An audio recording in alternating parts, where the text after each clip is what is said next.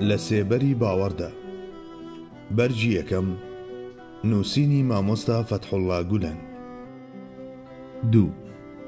فەرمانەکانی مێشک بەهۆی کاردانەوەی خانە دەماریەکانەوە ڕوودەدەن.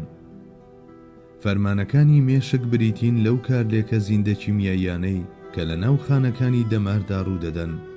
ئەو شتەی کە دەیزانین دەربارەی ئەم فەرمانانە ئەوەیە کە لە جۆری زیندە کیمیایین هەر بڕیارێک کە دەیدەین بەهۆی شەپۆلی کارەباوە بە ماسوولکە جۆرا و جۆرەکان دەگات، واتە مادە ئاگدارکەرەوە و پەیامبەرەکانی وەک دۆمپاین و ئاکس و هاوشێوەکانیان نامە و پەیامەکان دەگوازنەوە و لە ئەنجامی ئەمەشدا پێکاتن یان پارچە پارچەبوون ڕوودەدات و ئەلکترۆنەکان وەردەگیرێن یان دەبەخشرێن.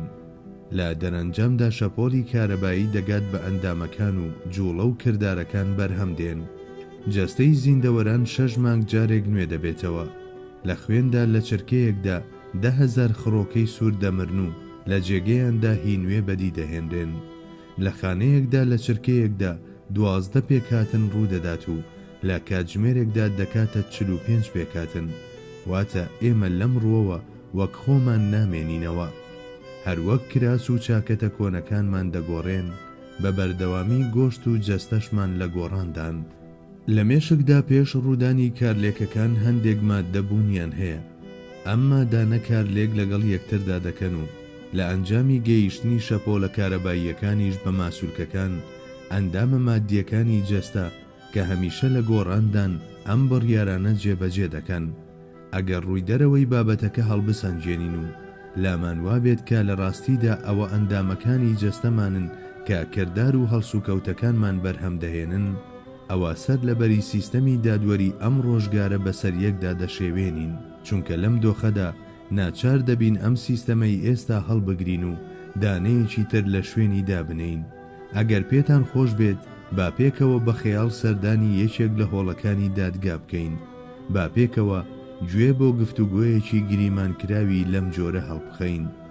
دادوەر لە تۆمەتبار دەپرسێت کەی ئەو تاوانت ئەنجامدا؟ ساڵێک لەمە و پێش گەورم. لەبەر ئەوەی ساڵێک بەسەر تاوانەکەدا تێپەڕیوە و هەنووکە هەموو خانەکانی ئەو پەنجەیە کە دەمانچەکەی ڕاکێشاوە و تەنانەت سەرجەمی خانەکانی گومان لێکرا و گۆڕاون و اینجا لەبەر ئەوەی ناتوانرێت بۆ کوژی ڕاستەقینە سزا بدرێت، بە کۆی دەنگ بڕیارمان لەسەر بێتاوانی گومان لێکرا و دەرکرد.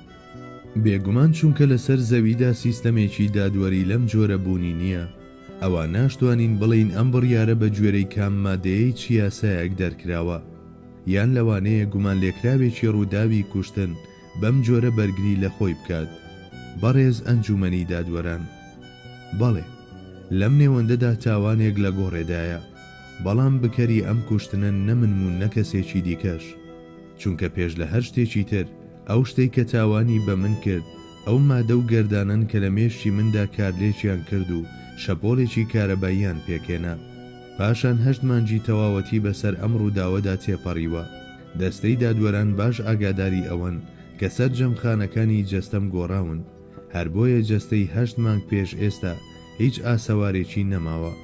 لەبەر ئەوە هەرگیز ناکرێت بە تاوانی هەندێک خانەی دیکە ئەم خانە هەژارانەی ئێستای جەستەم سزا بدرێن، لەبەر ئەوەی بە گوێرەی حەقیقەتی دەستوری ولا تزر وازرة وزر أخرى بێتاوانیم شتێکی سەلماوە.